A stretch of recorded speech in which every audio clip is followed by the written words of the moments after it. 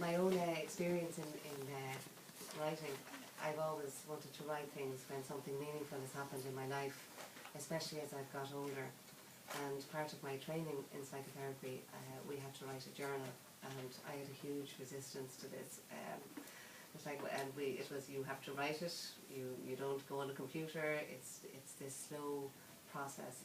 And I did actually come to like writing the journal because I came to see how valuable it was to hear myself, you know. And you can see really so strongly in Carl's book how he talks to himself, how his mind works, and all the different thoughts and selves that we have. So just coming into, I suppose, talk a little bit about my client work with people. I often now, because I've had the experience of journaling, I don't know if you're familiar with Julie Cameron. She talks about the artist's way, and how if you can have these little moments, if you can talk to yourself daily through writing, it's a lovely process, a lovely unfolding of the self. And so I, in my work, would actually try and get clients to do that, whether that's through a journal, some self-talk, or through artwork. And it's amazing what, you know, when we slow down and literally put pen to paper, what we come up with in ourselves.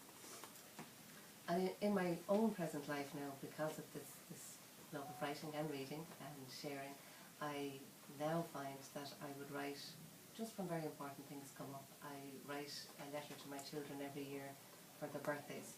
I sit down and write to them. They're put away somewhere, they won't get them out, but I suppose the final piece in that for me will be when they actually sit down and read those letters. It will be the piece, and I think that's why we're here today, because we're seeing the final piece of Carl with his book. He's launched it and now he's sharing it with us, so that's lovely.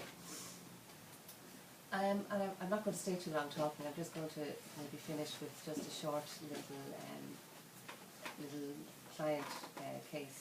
Obviously it's anonymous, but it was work I was doing with someone who had experienced a trauma in their 20s, and it was a suicide that had happened, and the partner had died through suicide. And this man, I'm just going to call him Peter for the sake of the name, continued on in his life. He just kept his head down and kept going, and it was only in later years, this was when he was 20, and it was his first love, and we all know what first love is like. It's very, very beautiful. And he went on to a certain stage in his life, and in his mid-40s he found himself very depressed and very upset, and he ended up in counselling. And in that, he didn't have words to start even where he could begin with his life. So he started to write. And when he wrote, it's that lovely, slow, beautiful rhythm that comes out of us. And he wrote his story, just for himself. And when he could read his words and be in that process that happens when you write, it made sense. His life made sense to him. And it was lovely because I was there to share that journey. But I suppose it just shows the power of writing and listening to our own voices and having the courage to share it with someone. So on that note, I'm going to finish and let someone else talk. So thank you, Carl, and thank you for sharing your book with the world.